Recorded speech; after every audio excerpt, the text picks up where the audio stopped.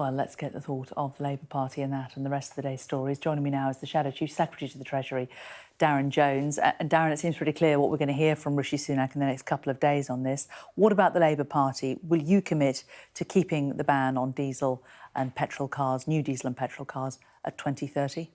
Well, we're going to need to talk to the car companies who will be as surprised about these announcements as we are. And part of the problem here is that this is a classic example of Rishi Sunak's weak leadership. You don't announce these big changes in industrial policy via a leak from Downing Street and a late-night press release from the Prime Minister's bunker. I mean, this is complete chaos. Ministers didn't seem to know. We've just seen in your piece that the Home Secretary didn't know the details. Tory MPs didn't know, which is why they're furious on the airwaves, and some calling for Rishi Sunak to go. And businesses won't have known in the weeks where Tory ministers have been signing off hundreds of millions of pounds to help businesses to get ready for these long-held targets. This is a chaotic approach to running the country. It's completely unacceptable and is harming the economy. OK, so that's your reaction to to the Conservative Party's announcement. But what does the Labour Party think? I mean, you don't make up your policy after discussions with industry. You make up your policy on what you believe in. Do you fundamentally believe that you're going to... The government are now saying they're going to renege on this promise, this pledge for this 2030 date. Will the Labour Party put clean green water between you and the Conservatives and say, we will stick to 2030?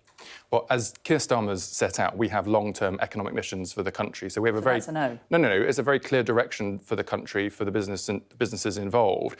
But I'm sorry, we do work with businesses to get these policies right. There will be a new partnership between Labour and businesses, because in the real world, what this means is companies investing in changing their factories, investing in the skills and training of their workers, and importantly, global companies making decisions about whether to invest in the UK. And so Labour has set a long-term, stable direction for the country with our missions, with our industrial policy under Business Secretary Johnny Reynolds, with our decarbonising the energy sector plan with Ed Miliband as our energy secretary. We're all saying that we want a long-term approach to the economy and industrial policy, and that's what Labour will provide very, very differently to this chaotic approach from the Conservatives. So what will the Labour Party do about replacing gas boilers? What date will you say to people they need to replace their gas boilers by? So we haven't set a date for the change in gas boilers. But how can you criticise the government, for changing dates, for changing their aspirations when you haven't actually made one? Well, I just criticised them on their cars, and we do agree with the dates on cars. We've never agreed with the date on gas boilers for a whole host of reasons. It's a much more complicated policy area. It involves people having to make changes to the insulation in their homes, being able to access affordable alternatives such as heat pumps, or being able to build heat networks or other sources of heating. So for home heating, it's a big problem, but it's a much more complicated policy area. And we will do that with our plans to spend billions of pounds a year investing in helping people afford to be able to insulate their homes in the way they want to in the reasonable time that we need them to. That's why we've not supported the deadline previously on gas boilers, and we won't do so now. And just remind us Labour's policy on cars. What date do you think people are not going to be able to buy diesel and petrol cars in the UK from? Well, we were all working to the government's target, which they set and we supported, of it being 2030. If Rishi Sunak is now U-turning on that, we will have to get... Do U-turn as well? Well, we're going to have to talk to the car companies, because we're not in government right now. We would like to be. But if Rishi Sunak U-turns, that may have to change. But why can't you say? I mean, why can't you just say, look, we think this is a bad idea. If we get into power, we'll stick to 2030. All of the, we've seen what's happened with Mini setting up this new plant in Cowley, Jaguar Land Rover, the investment from Tata. The country's on track. We think as a Labour government, we can push this through. It's going to be 2030. I don't understand why you can't say it if you already agreed to it. No, I've been very clear. It's a bad idea to completely change your policy in the way that's been changed. Fundamentally, this isn't about ministers in Westminster deciding how to build cars. This is a business-led decision. That's why it's right that we work with businesses to understand the impact of these changes. But we do support long-term plans to decarbonise our transport system and to help people with the transition and the cost of being able to do that. The government can't announce these types of changes in this way. It's just another example of chaos, which is bad for the economy.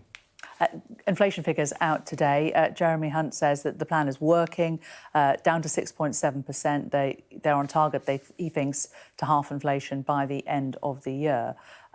This is a problem for the Labour Party, isn't it? It's good for the British public that inflation is coming down, but fundamentally it appears that the government's plans to tackle inflation are working. I'm not sure that's quite true. I mean, inflation's gone from 6.8% to 6.7%.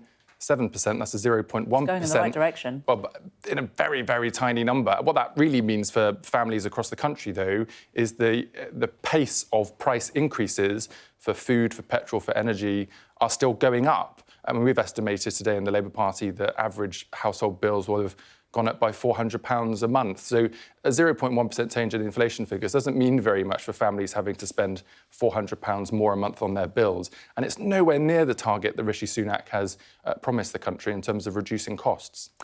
Can I just ask you a final question about Diane Abbott? She was the first black female MP, a very strong representative for her local constituency in London. She was stripped of the Labour whip in April for comments she made on race. She's still waiting for a decision from the party. And she released a letter yesterday saying there is a widespread sentiment that as a black woman and someone on the left of the Labour Party, I will not get a fair hearing from this leadership. She clearly believes that the current Labour Party's trying to oust her by ensuring she can't stand. Has she not been treated unfairly by your party? So our process for MPs going through disciplinary processes is entirely independent of the political process. So as a politician, I'm not part of that process. I've not seen any of the detail. I've got no idea what stage of the process Diane Abbott's at. It's taken an awfully long time. Well, these things sometimes do because they need to be done properly and independently. We have the highest standards for all of our MPs and our parliamentary candidates, and where there are issues, that needs to go through due process. When the Labour MP Neil Coyle was accused of making racist comments in the House of Commons, within days it was investigated, he was suspended, he was able to move on. Why not the same for Miss Abbott? I'm afraid it's the same answer for Neil as it was for Diane. I'm not privy to the information about an independent complaints process. That's the right and proper approach because politicians shouldn't be politically involved in these types of issues.